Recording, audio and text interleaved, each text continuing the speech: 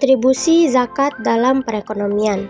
Dalam praktiknya, zakat mampu meningkatkan daya beli masyarakat yang berada di lapisan bawah. Dana zakat yang diterima memungkinkan mereka memenuhi kebutuhan pokok yang pada gilirannya mendorong perputaran ekonomi melalui peningkatan konsumsi. Lebih jauh lagi, banyak lembaga pengelola zakat telah mengembangkan program zakat produktif yang diarahkan pada pemberdayaan ekonomi mustahik. Kontribusi zakat juga terlihat dalam aspek makroekonomi, di mana perannya dapat mengurangi beban negara dalam mengatasi kemiskinan dan pengangguran. Dalam jangka panjang, zakat berpotensi menjadi pelengkap kebijakan fiskal pemerintah karena berkontribusi terhadap stabilitas sosial dan ekonomi. Selain itu, dengan fungsi redistribusi kekayaannya, zakat menjaga agar kekayaan tidak menumpuk di segelintir orang saja, sebagaimana ditegaskan dalam ajaran Islam. Selanjutnya, kontribusi zakat dalam pemberdayaan ekonomi. Dalam perspektif ekonomi Islam, zakat adalah alat distribusi kekayaan yang dirancang untuk menciptakan keadilan dan mendorong pertumbuhan yang inklusif. Melalui mekanisme zakat, kekayaan yang dimiliki oleh sebagian orang disalurkan kepada 8 golongan penerima atau mustahik, sehingga mampu mengurangi ketimpangan ekonomi dan membuka peluang bagi pemberdayaan masyarakat bawah.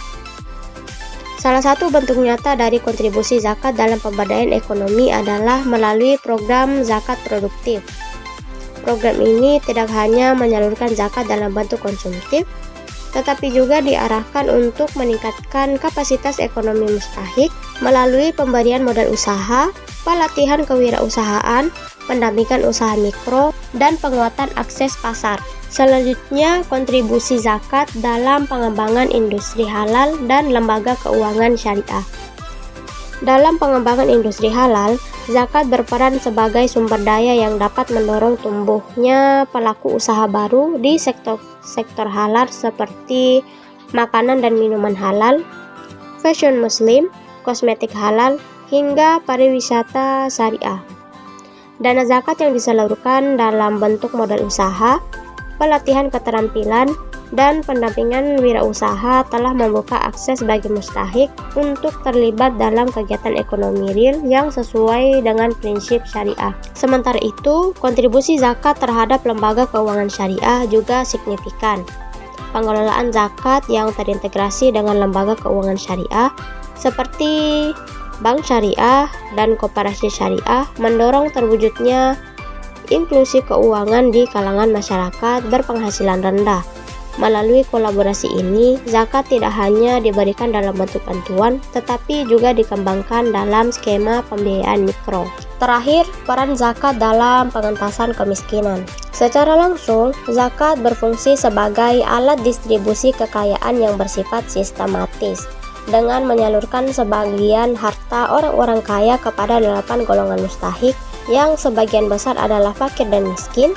Zakat memberikan akses kepada kelompok tertentu untuk memenuhi kebutuhan dasar seperti makanan, pakaian, tempat tinggal, dan layanan kesehatan.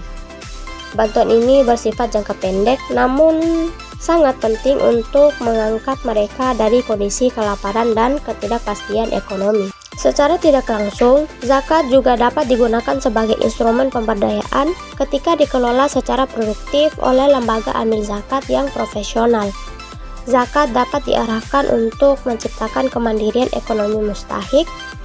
Program zakat produktif seperti pelatihan kerja, pemberian modal usaha mikro, dan pembinaan wirausaha menjadi kunci dalam proses transformasi dari penerima zakat menjadi pemberi zakat atau muzaki.